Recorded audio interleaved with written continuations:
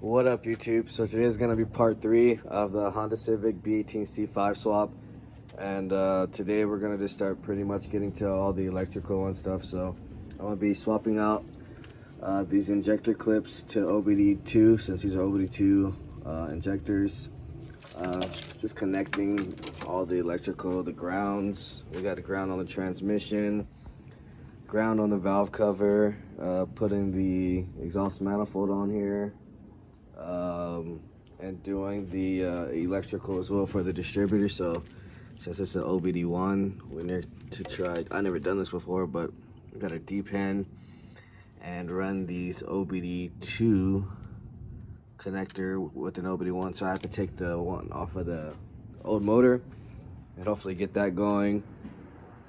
Put the slave cylinder on, and then I ordered a new cover, spark plug cover, or spark plug wire cover for here, and brake booster, fuel, pretty much get it to where hopefully we can get this thing maybe started today. We'll see how everything goes. Maybe we can install the radiator and pretty much just get it ready to where I'm trying to order a cat for this thing, but no one wants to ship to California, so we'll see what we're gonna do with that as far as the exhaust and everything. But if anyone does have a OBD1 GSR ECU, which is a P72 A01, hit me up on my email or Instagram. My Instagram is rarewooded_. Email is honda.mike1988@gmail.com. Yeah, so right now I'm gonna go ahead and just start getting little stuff done. So I'm gonna connect the grounds, slave cylinder, put our fuel back, and we're gonna start getting just the wiring for the harness connected to the chassis, and then we'll come back and see what we're gonna do next. All right, so we're back and we got our slave cylinder installed, which is just two 12mm and then two 10s for the little bracket, 10mm for the ground. We got the ground on this side too, so B series has 3 grounds as well. So we got one on the valve cover, one on the transmission, and then this one right here is for the harness on the thermostat housing. I got the passenger shock tower all wired or connected, and then the 8mm is tightened up in there. Same as far as the driver's side.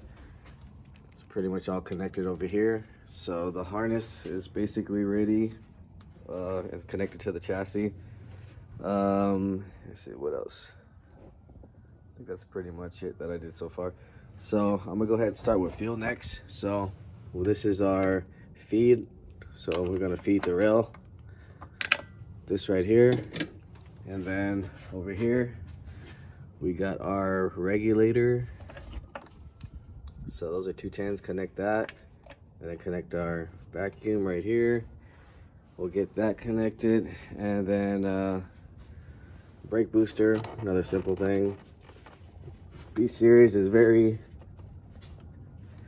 pretty much simple when comparing to K series, because it's just like a single cam, still wires up, and everything is still pretty much routed like a single cam, except it's just B series. So the parts are different, but as far as installing, especially on OBD1, OBD2 car, is pretty simple. So we'll also connect our starter right here. So we'll connect that to that. That's a 12, I believe. And always make sure you have your negative off. You don't want to shock yourself or have anything problems.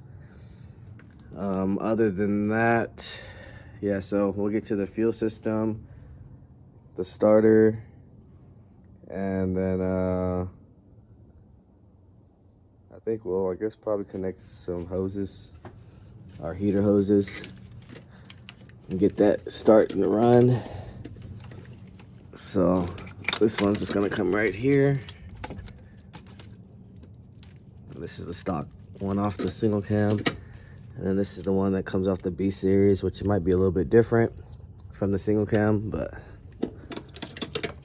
yeah. So I'm gonna go ahead and knock those out real quick, and then we'll come back and probably start getting to the exhaust manifold and probably start doing our repainting. So I'm gonna have to depaint all the other stuff and get these injector clips off and everything.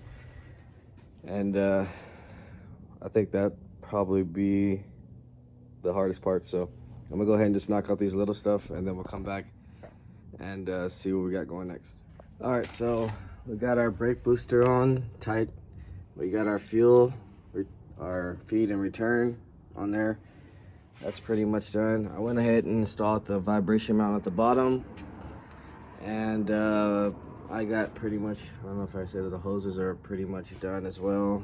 So next thing I'm going to be doing is start messing with the injectors, get these clips done, and then after that we'll go ahead and see if we can knock out this distributor. Hopefully that comes out good, and then we'll jump to the exhaust manifold, and yeah, I think we can see if we can get this thing to start up. Actually, I still want it the ECU though. I could try it on the P28, but I'm still waiting for the side covers. So I'm gonna have to redo like the timing and everything as well. So we'll probably just do as much as we can, and then the next video we'll go for the start. This one is just pretty much to show you guys what needs to be done to convert from OBD2 to OBD1, and pretty much just connecting everything. I got the starter on there, wired in there as well. So right now I'm gonna go ahead and start the repaint processing. So pretty much there's these little tabs right here, right there, and you just gotta pull those back, and then the wire should come out. And the same on the OBD2 ones. So I'm gonna do those first. I'm gonna do one at a time. We'll come back, show you that those are done, and then we'll do the distributor. I'll show you the diagram that I found, so you guys can try it at home as well. Hopefully it comes out pretty easy. I'm not the greatest wire, but I try to do as best as I can. So I'm gonna go ahead and start on these injectors, and then we'll come back. All right, so we're back now, and let's start with the injectors. So I couldn't actually repin these. I tried like for a good hour, and it just wasn't working out. So I just ended up pretty much just cutting and shrink wrapping them. So those are good. As far as the distributor, I got that done too. I didn't really need the diagram because like the colors just matched straight up. So like white went to white, white blue, blue yellow, green yellow. I mean, they literally just matched up from the pins.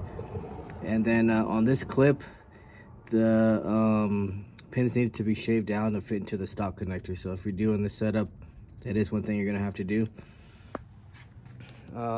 I got the exhaust manifold on here. I am looking for the shield. Put the little cover on here just to make it look a little nicer, because I want the bar to basically be able to say that nothing is wrong and everything passes as far as the covers. I am looking for a stock GSR air box, 94 to 95.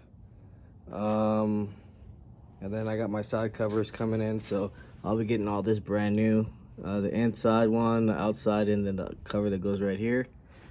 I'm still waiting on the power steering brackets to come in, and a GSR ECU 94, 95. Now the reason why we can't use this manifold, as you can see, it doesn't have the little, it's supposed to be like a little vacuum hose for this to go in, and then the evap box, which is this one right here, goes into this. And then on the throttle body, this would usually go right here, but that's not gonna work. So pretty much that's all the things that's gonna be left. The axles are coming in. I ordered new ones because these ones were kind of messed up from the swap. And the shift linkage, I'll show you, the bushing's kind of shot, so I'll order that kit as well. This is for like doing double work right now, so I want to replace that before we install that into the car. Other than that, I'm pretty sure the next video we'll do the startup and everything. I kind of just want to have everything almost done. I gotta go get some clamps for the radiator hoses as well, since these are bigger than stock factory from D series. And I gotta get the mount for the underside of the lower vibration mount. So still got a couple more things. Stay tuned, guys, though. This car should be running very soon. If you haven't, like, share, subscribe, comment. Let me know what you guys think. I'll see you guys in the next video.